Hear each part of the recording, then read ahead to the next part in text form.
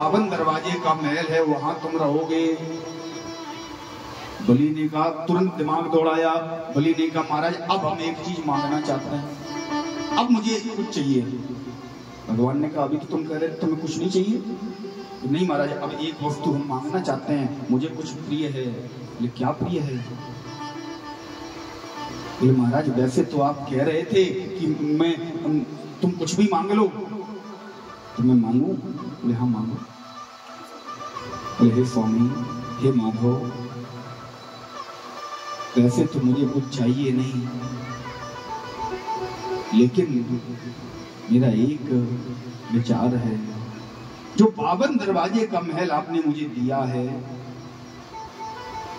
मेरा मानना है, मेरा विचार है, मेरी इच्छा है कि मैं उस महल के दरवाजे से जब भी निकलूं, किसी भी दरवाजे से निकलूं, चाहे 1 नंबर के, चाहे 52 नंबर के, चाहे 25 नंबर के, द्वार जिससे भी निकलूं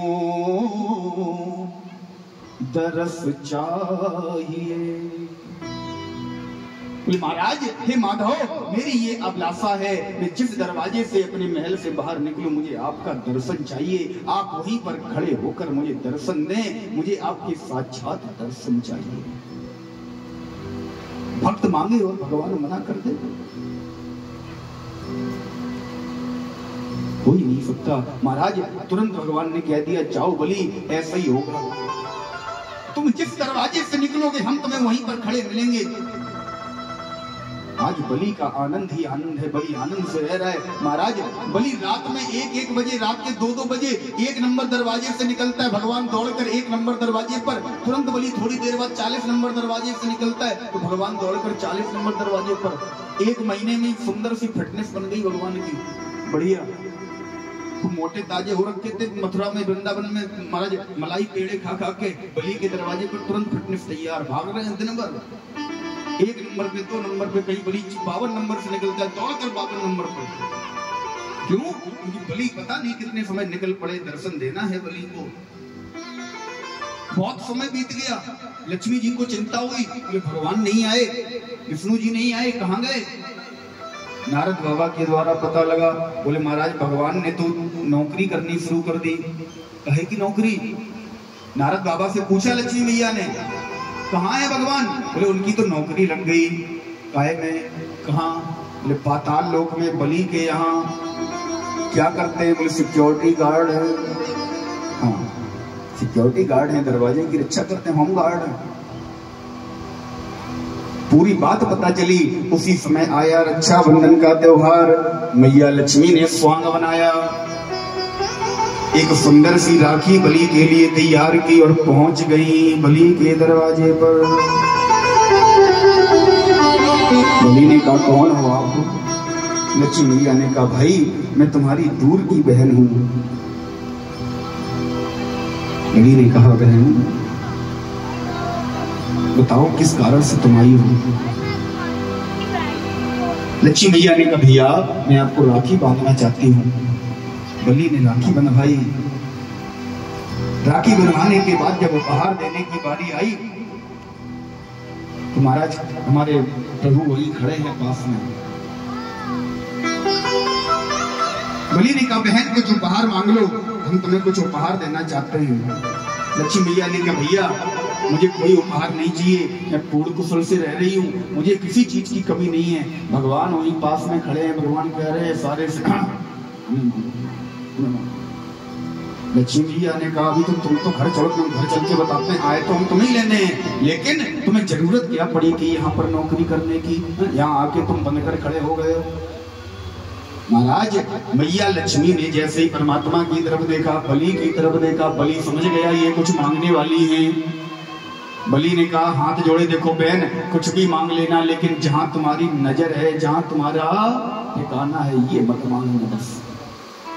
बोले भैया,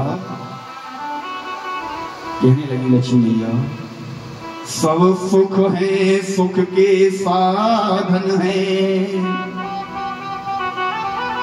ये अपना तकम हमें दे दो। मैं पूर्ण कुशल से रहती हूँ, मुझे किसी चीज की कमी नहीं है, केवल इतना तकम चाहिए कि इतिहास ये कहे कि लक्ष्मी बलि की बहन है। मैं पूर्ण कुशल से रहती हूँ, लेकिन भैया अगर आप जिद कर रहे हो कि नहीं बहन कुछ मांगो, मैं पूर्ण कुशल से रहती हूँ, ये द्वारपाल हमको दे दो। अगर आप देना ही चाहते हो तो ये द्वारपाल हमें दे दो। बलि ने कहा बहन तुमने ये क्या मांग लिया? बलि की आंखों से झरझर सरता बहने लगी, नीर बहने लगा, आंसू बहने लगे। बोले बहन सब कुछ मांग लो, प्राण मांग लो, प्राण देने में 1 मिनट नहीं लगाऊंगा, एक क्षण की देरी नहीं करूंगा, हंसते हंसते अपने प्राण दे दूंगा। लेकिन बहन इसे तुम साधारण द्वारपाल समझ रही हो? लक्ष्मी मैया ने कहा बलि तुम कह रहे हो साधारण द्वारपाल, हमसे ज्यादा इन्हें समझता कौन है? बलि ने कहा तुम इन्हें साधारण द्वारपाल मत समझो। लक्ष्मी मैया ने कहा हमें पता है ये कौन है, इसीलिए तो हम आए हैं। बलि ने कहा बहन तुमने आज मेरे प्राणों को मांग लिया। इस द्वारपाल के चक्कर में गुरुजी श्राप देकर चले गए, इस द्वारपाल के चक्कर में सारा दैत्य कुल मेरे विरोध में आ गया, इस द्वारपाल के चक्कर में मैं स्वर्ग पर नहीं जा सका, इस द्वारपाल के चक्कर में सारी त्रिलोकी चली गई और तुम इस द्वारपाल को मांगने आई हो? अरे ये कोई साधारण द्वारपाल नहीं है महाराज। आज जब बहन ने मांग लिया तो मैया को बलि ने दिया। आज प्रभु को लेकर लक्ष्मी मैया क्षीर सागर में आती है। परीक्षित जी से सुखदेव जी कहते हैं राजन इन्हीं के कुल में ये बलि जो है प्रहलाद जी के पावन वंश में हुआ है। प्रहलाद जी इसके दादा हैं। प्रहलाद जी पर भगवान ने किस प्रकार कृपा करी, केवल एक ही दैत्य पर नहीं करी, अनेकों दैत्यों पर माधव ने कृपा की। जब जब जिसने भी सच्चे हृदय से सच्चे भाव से बुलाया महाराज तब तब उस व्यक्ति पर परमात्मा ने कृपा की। मेरा माधव ये नहीं देखता तुमने उसे पुकारा है तो किस प्रकार पुकारा है, मेरा माधव कभी ये नहीं देखता। आपने अगर उसका नाम लिया है, उसे बुलाया है तो वो दौड़ कर आएगा। बड़ी ही सुंदर एक कथा आती है। एक व्यक्ति था जिसने अष्टम स्कंद में 6वें स्कंद में ये कथा है अजामिल की। थोड़ा सा वॉल्यूम कम करो, थोड़ा सा वॉल्यूम कम करो, बहुत सुंदर बजाते हो। अगर ऐसे ही तुम मेहनत करते रहे तो एक दिन बहुत बड़ी ऊंचाई पर पहुंचोगे। हमारा और ठाकुर जी का पूर्ण आशीर्वाद, हम प्रार्थना करेंगे ठाकुर जी से तुम्हारे लिए कि एक दिन तुम इंडियन आइडल तक पहुंचोगे। बस केवल मेहनत करते रहना। और जो बात हमने तुम्हें बताई थी तो प्रत्येक व्यक्ति से मैं हाथ जोड़कर कहता हूं माता पिता कोई साधारण इंसान नहीं है, माता पिता हमारे भगवान से भी बढ़कर हैं। इन्हें बाद में पूजो, पहले माता पिता को पूजो। अगर आपने माता पिता को पहले मनाया तो ये अपने आप प्रसन्न है। लेकिन इनमें लगे रहे, माता पिता को दुत्कारते रहे तो ना ये मिलेंगे। दुविधा में दोनों गए, माया मिली ना राम, कुछ नहीं मिलेगा। माता पिता सर्वोच्च है। महाराज एक व्यक्ति था अजामिल, जिसने किसी संत के बताए हुए कथन के अनुसार अपने पुत्र का नाम नारायण रख लिया। बहुत बड़ा पापी, बहुत बड़ा दुष्टात्मा। अंत में जिस समय यम के दूत उसे लेने आए ना, तो महाराज वो अपने पुत्र को बुला रहा था। भगवान ने सोचा ये मुझे बुला रहा है, नारायण नारायण कह रहा है। तुरंत अपने दूतों को भेज दिया और यम के दूतों को भगाकर अपने धाम बुला लिया। महाराज बड़ी ही पावन कथा आती है प्रहलाद जी की।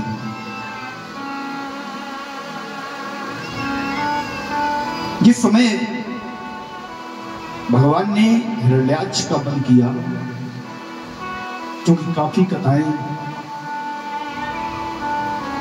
को स्पर्श करते हुए निकलना पड़ता है।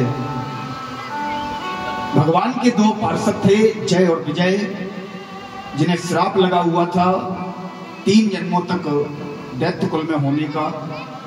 यही दोनों पार्षद हिरण्याक्ष और हिरण्यकश्यप बनकर आए।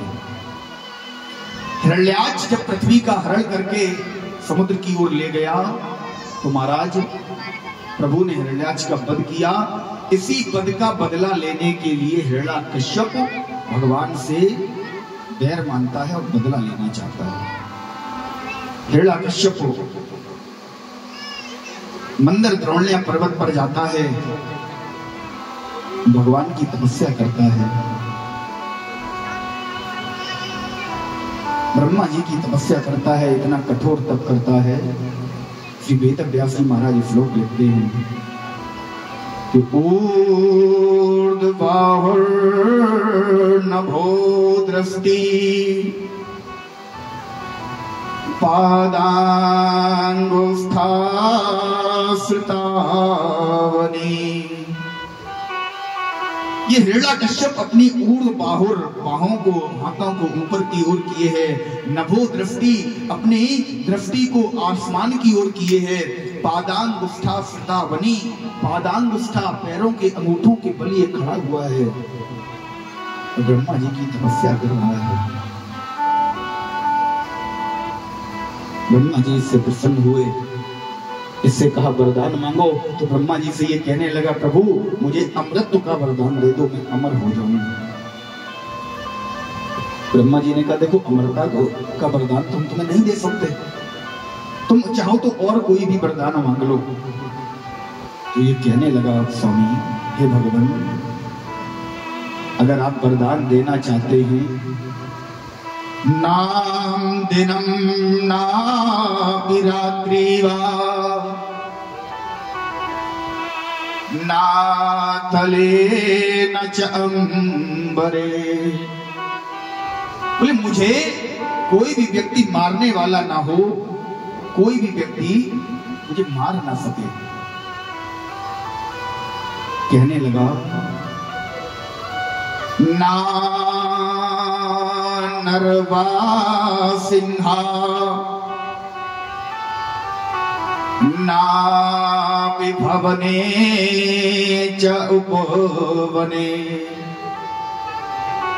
ना तो मुझे कोई भवन के अंदर मार सके, ना कोई मुझे भवन के बाहर मार सके, ना दिन में मुझे कोई मार सके, ना रात्रि में कोई मुझे मार सके, ना नर मुझे मार सके, ना कोई पशु मुझे मार सके, ना किसी हथियार से मेरी मृत्यु हो, ना किसी निर्जीव वस्तु से मेरी मृत्यु हो। ब्रह्मा जी ने कहा, ये वरदान तो मैं तुम्हें दे सकता हूं। ब्रह्मा जी से वरदान पाने के बाद ये जैसे ही अपने नगर में आया, इसने एक ऐलान कर दिया, एक इसने फरमान जारी कर दिया। फरमान कौन सा जारी किया? ये आज के बाद कोई भी भारतवर्ष में विष्णु का नाम नहीं लेगा, कन्हैया का नाम नहीं लेगा, माधव का नाम नहीं लेगा, कोई भी नारायण का नाम नहीं लेगा। बोले फिर किसका नाम लेना है? बोले तुम्हारा सबका भगवान मैं हूं। कहने लगा, इसने ऐलान कर दिया, मैं राजा हूं, मैं ईश्वर हूं, ऐसा तुमको कहना होगा। कौन हूं मैं राजा तो हूं ही, मैं राजा हूं, मैं ईश्वर हूं, ऐसा तुमको कहना होगा।